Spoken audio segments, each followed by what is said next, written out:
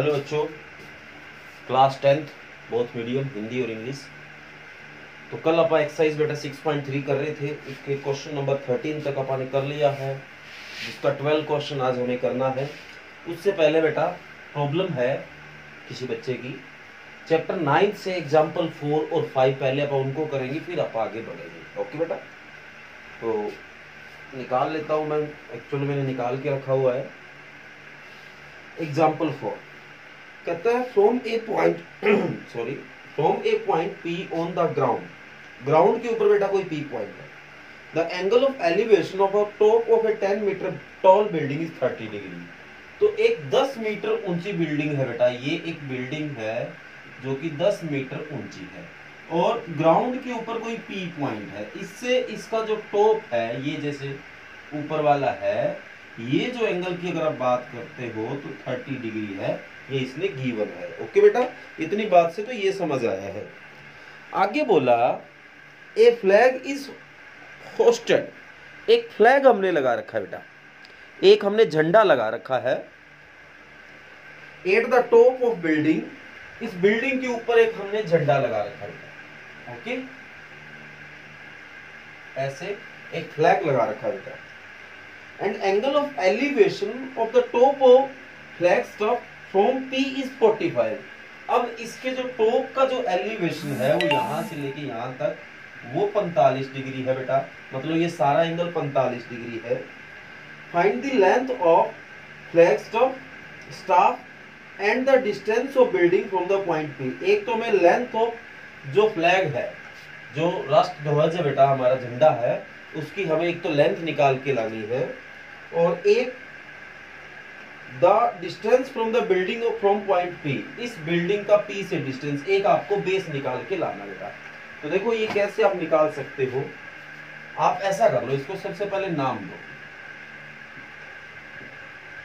तो लेट कर लो जो AD है आपके पास उसको X, AD को क्या लेट कर लिया X, तो जो आपका AB है वो X प्लस 10 हो गया, ये X हो गया, ये 10 हो गया, X प्लस 10। ओके बेटा, तो अब आप ऐसा करो, पहले ट्रायंगल ABC में आओ, बेस निकाल लो। इन ट्रायंगल BCD में आए, क्या निकालना चाहते हो बेस, CB बाय है आपके पास क्या DB, तो बेस बाय परपेंडिकुलर, आधार बटा लंब, कोट कितना 30 डिग्री। ओके बेटा, तो CB तो निकालना चाहते हो, DB 10 है और कोट 30 की वैल्यू होती है √3, तो यहां से आपके जो CB की वैल्यू है वो 10 √3 आ गई। ओके, तो लो भाई, एक तो इसने P से इसका डिस्टेंस पूछा था, distance of building from point P, वो आ गया आपका 10 √3। ठीक है बेटा, एक हमें ये X निकाल के लाना है। तो देखो बेटा, आप अब आओ इन ट्रायंगल ABC में, आप ऐसा करो, अभी बेस निकाल लो CB, क्या निकाल लो CB, और आपके पास है क्या AB, तो अब भी कोट ही बनेगा बेटा, कोट कितना सारा जो एंगल है 45 और 45 है, तो CB तो निकालना चाहते हो, AB सारा है बेटा, तो X प्लस 10 आ गया, कोट 45 की वैल्यू पर, तो क्रॉस मल्टी किया तो CB की 1 से मल्टी CB, ये X प्लस 10 आ गया। इक्वेशन नंबर, इसका 2 नाम दे दो, इसका 1 नाम दे दो, तो कंपेयर करो इक्वेशन 1 और 2 को। हिंदी में क्या लिखोगे, समीकरण 1 और 2 की तुलना, तो तुलना में यहाँ भी CB है, यहाँ भी CB है, या यूं कहे कि ये CB की वैल्यू यहाँ रख दो या ये CB की वैल्यू यहाँ रख दो, तो X प्लस 10 बराबर 10 √3। यहाँ से X की वैल्यू निकालनी है तो 10 को इधर जाने दो बेटा, माइनस का 10 हो गया, तो X की वैल्यू 10 कॉमन आ गया, तो √3 माइनस। ओके बेटा, तो ये X की वैल्यू हो गई और वो P पॉइंट से बिल्डिंग का डिस्टेंस हो गया। उम्मीद करूंगा बेटा आपको बढ़िया समझ आ गया होगा। तो ये एग्जाम्पल नंबर 4 है बेटा। इसके बाद आप बढ़ते हैं एग्जाम्पल नंबर 5 की ओर।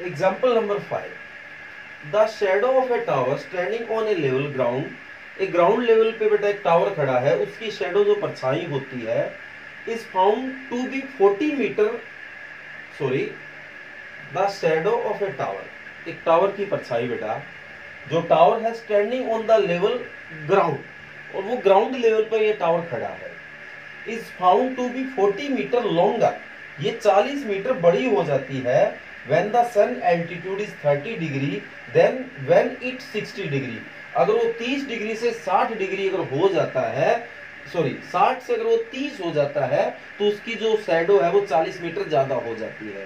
Find the height of tower, तो उसकी टावर की हाइट निकाल के लाओ, जितनी दूर जाएंगे बेटा उतना एंगल छोटा होगा। तो ये एक टावर है बेटा, यहां मान लो कोई किसी पॉइंट पे जो एंगल है वो 60 डिग्री हो रहा है, अगर जैसे ही 60 से 30 डिग्री होगा तो ये टावर है, इसकी परछाई नीचे बनेगी, तो ये जो है वो 40 मीटर ज्यादा हो जाएगा, ये 40 हो जाएगा। ओके बेटा, तो ये ए बी सी डी आपको दे रखा है। तो सेम बेटा पिछला क्वेश्चन ही है, इसको आप एक्स लेट कर लेते हैं, लेट सी बी बराबर एक्स।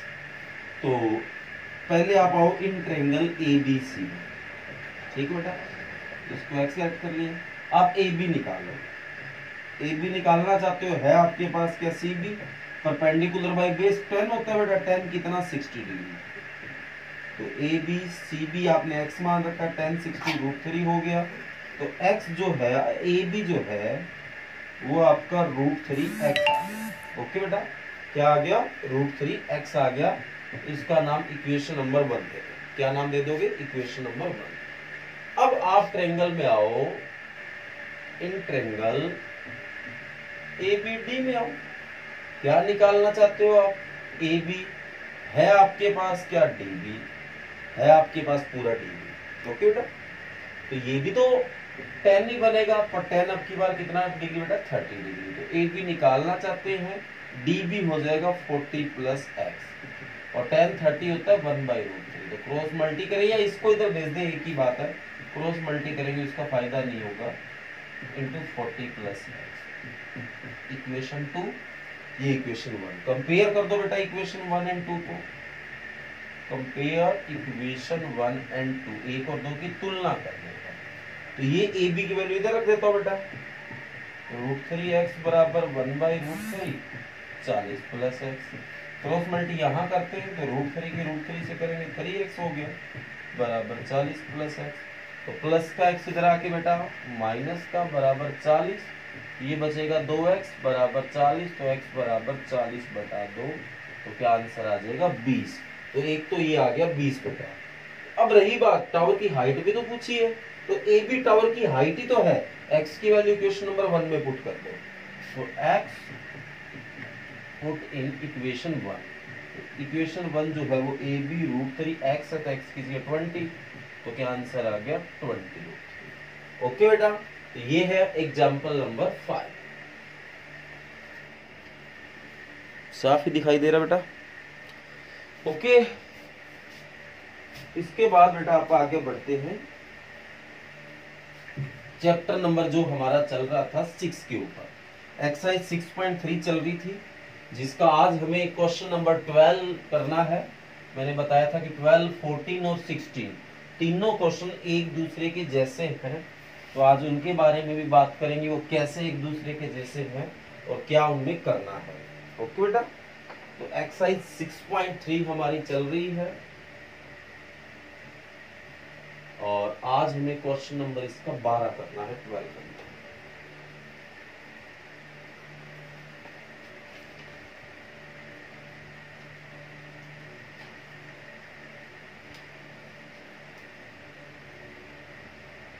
हाँ जी, क्वेश्चन नंबर 12। पहले बेटा इंग्लिश में पढ़ रहा हूं, बाद में हिंदी में पढ़ूंगा। Side A B B C and median A D of triangle A B C are respectively proportional to side P Q Q R and median P M of triangle P Q R, then show that. इसने ये कहा है बेटा कि एक triangle आपकी ए B C है, एक ट्रायंगल पी क्यू आर है। हिंदी में भी साथ बता देता हूं, एक ट्रायंगल ए बी सी है, एक ट्रायंगल पी क्यू आर है। ए बी की जो side A B, B C और मीडियन को मध्यिका बोलते हैं। मध्यिका जो ए डी है वो प्रोपोर्शनल है, अगर हिंदी में बात करें समानुपाती है, उनका अनुपात समान है। ट्रायंगल दूसरी जो पी क्यू आर की एक साइड तो है पी क्यू, एक है क्यू आर, और जो मीडियन है वो पी एम। तो शो करके दिखाओ कि ट्रायंगल ए बी सी जो है वो पी क्यू आर के सिमिलर होगा, समरूप होगा। एक तो ट्रायंगल है ए बी सी, इसकी मीडियन होगी, डी नाम दे देते हैं। एक है पी क्यू आर, इसकी मीडियन ये होगी, इसको पी एम नाम दे देते हैं। ओके बेटा, तो गिवन है आपको इसकी साइड ए बी और इसकी साइड पी क्यू, और इसकी दूसरी साइड है बी सी, मतलब नीचे वाला ये आधार है, और ये क्यू आर, और एक मीडियन है A D by P M. ये गिवन है, ये प्रोपोर्शनल है, समानुपाती है। ठीक है बेटा, और शो आपको क्या करके दिखाना है, ट्रायंगल जो ए बी सी है वो सिमिलर है पी क्यू आर, तो ये आपको शो करके दिखाना है। ओके बेटा, अब आते हैं आपा इसमें। अब आपको दे रखा है A B by P Q, तो ये A B by P Q आ गया, B C by Q R दे रखा है, A D by P M दे रखा है। आपा ऐसे करते इस और इस ट्रायंगल में आ जाते हैं, इससे कोई फायदा होने वाला वो देखो क्या। In triangle A B D and triangle P Q M, आप बताओ आपको जो ए बी है बाई पी क्यू दे रखा है बेटा, ये तो इस ट्रायंगल में भी आता है। आपको बी सी भी दे रखा है, अब आपको पता है बी सी तो इसमें नहीं आता, बाई क्या हुआ ए डी बाई पी। अब आप बताओ ये मीडियन है या नहीं, मध्यिका है या नहीं, तो जो मध्यिका है उसको मध्य में कट करती है, तो मैं बी सी को 2 बी डी लिख सकता हूं। तो A B by P Q तो पड़ा है, इसको 2 बी डी लिखा, और इसको 2 क्यू एम लिख सकता हूं फिर, क्योंकि ये मध्यिका बेटा, मीडियन है, ये मध्य में काटती है, तो 2 क्यू एम के बराबर आ गया। और ये आपका A D by P M पड़ा है, तो 2 से 2 कटा, तो A B by P Q, B D by Q M, A D by P M. तो आप देखो इस और इस ट्रायंगल में इस साइड का और इस साइड का रेशो, इस साइड का और इस साइड का रेशो, इस साइड का और इस साइड का रेशो आपस में इक्वल है। तो according to similarity Hindi medium में क्या लिखोगे, समरूपता एस एस के अनुसार आपकी triangle A B D similar होगी पी क्यू एम। अब आप सोच में पड़ गए सर हमें करना तो कुछ और था, आप करने कुछ और ही लग गए। बेटा इसका भी फायदा होगा। अब देखो आप बताओ, अगर ये ट्रायंगल और ये ट्रायंगल सिमिलर है तो क्या ये एंगल इसके बराबर नहीं होगा? तो देन एंगल जो ए बी सी है वो इक्वल होगा पी क्यू आर, और ये जो एंगल है पूरी बड़ी ट्रायंगल में भी हमें काम आएगा। अब देखिए in triangle A B C and P Q R में आइए आप, पी क्यू आर में आए बेटा। अब आप बताओ इसमें A B by P Q आपको गिवन है बेटा, B C by Q R given है, जो A D by P M है चलो ये तो पूरी में नहीं आता, ये तो मीडियन है, इसको आधा आधा कर रहा है। ओके बेटा, पर ये तो दोनों में आ रहा है, और एक एंगल ए बी सी है वो इक्वल है पी क्यू आर। तो अकॉर्डिंग टू सिमिलरिटी, कौन सी बेटा, अकॉर्डिंग टू सिमिलरिटी, दो साइड है, एक एंगल है S A S, triangle A B C similar होगा पी क्यू आर। ओके बेटा, ये आप प्रूव करना चाहते थे, एक इंपॉर्टेंट क्वेश्चन है और मेरे को लगता है कि आपको समझ भी बढ़िया आया है बेटा। तो ये क्वेश्चन नंबर 12 है। ओके बेटा, तो क्वेश्चन नंबर 12 अपन ने कर लिया है। अब इसके बाद जो क्वेश्चन नंबर 14 है बेटा, 13 अपन ने कल कर लिया है। क्वेश्चन नंबर 14 जो है बेटा 12 की कॉपी है बेटा, लगभग 12 की तरह ही होगा, तो वो क्वेश्चन आपको अपने आप करना है। और अगर वो क्वेश्चन में बेटा कोई भी प्रॉब्लम आए तो मेरे को बता देना, नेक्स्ट वीडियो में आपको मैं उसको सोल्व करवा दूंगा। आगे आप करते हैं बेटा question number 15।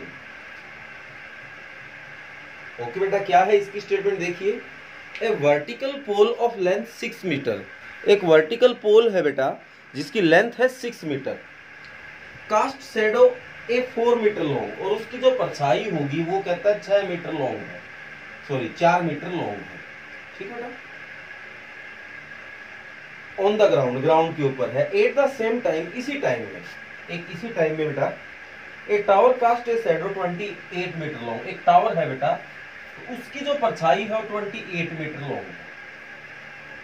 Find the height of tower, तो हमें ये निकाल के लाना है। देखो बेटा, इसने जैसे बताया कि सेम टाइम, तो सेम टाइम में एंगल जो होता है कोई भी इस तरह एक जैसे फिगर का वो एक जैसा होगा, मतलब ये एंगल और ये एंगल बिल्कुल एक जैसा होगा, और ये क्या मैं तो कहता हूँ सारे ये एंगल एक जैसे होंगे। ये आपका ए हो गया, ये बी हो गया, ये सी हो गया, ये पी हो गया, ये क्यू हो गया, ये आर हो गया।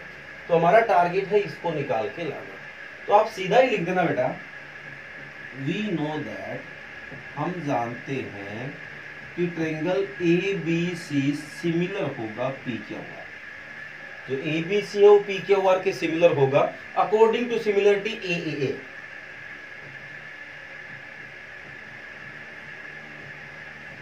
क्योंकि यहाँ एंगल का ही हमें कुछ पता है, सिमिलरिटी ए ए, क्योंकि एक जगह सन जो मौके पे यहाँ है तो सारे एंगल एक जैसे रहे, तो इस कारण एंगल की मैंने सिमिलरिटी बताई है। अब ये ट्रायंगल और ये ट्रायंगल अगर सिमिलर है तो क्या साइडों का रेशियो एक जैसा नहीं होगा? तो बिल्कुल होगा। तो देन, तो इसकी साइड अपन उठाए ए बी, तो इसकी साइड कौन सी उठाएंगे? P Q. इसकी साइड उठाए अपन सी पी, तो इसकी क्या होगी? R Q. तो क्या लिखोगे? C P S T. ठीक है बेटा, corresponding parts of similar triangle, समरूप त्रिभुजों के संगत भाग। तो ए बी है हमारे पास 6, पी क्यू नहीं है, इसको तो निकालना है। सी बी है 4 और ये है 28। तो 6 बाई पी क्यू, ये कट के 1/7 आ गया। तो क्रॉस मल्टी पी क्यू की 1 से पी क्यू 6 7 42 मीटर। ओके बेटा, तो ये जो आपकी 42 मीटर आ गई है। और ये क्वेश्चन बेटा कई बार पेपर में आया है और एक इंपॉर्टेंट क्वेश्चन और एक आसान सा क्वेश्चन है। तो इस तरह के क्वेश्चन को बढ़िया तरीके से करना। उम्मीद करूंगा कि आपको ये समझ भी आया है। तो ये क्वेश्चन नंबर 15 है बेटा, 15 है। इसके बाद क्वेश्चन नंबर 16, वो भी है तो 12, 14 और 16 की तरह, सॉरी 12 और 14 की तरह। तो 14 नंबर आपको करने के लिए मैंने दे दिया है, तो 16 करवा देता हूं बेटा।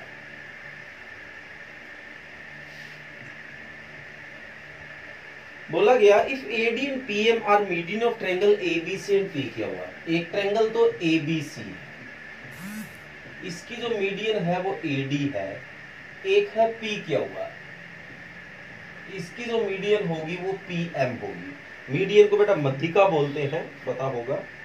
वेयर ट्रायंगल एबीसी, अब की बार ये गिवन है बेटा कि जो ट्रायंगल एबीसी है वो सिमिलर है पी क्यू आर। ये और ये ट्रायंगल आपस में सिमिलर है। तो जो प्रूव और शो है एक सम से, वो है आपका A B by P Q equal है A D by P M. Okay बेटा, ये आपको इक्वल शो करके दिखाना है। तो ये हमारा जो क्वेश्चन नंबर 16 है बेटा, तो देखो उसको। अब आपको बताइए बेटा कि ये ट्रायंगल इसके सिमिलर है, पक्का? तो देखो अब आ जाते हैं इन ट्रायंगल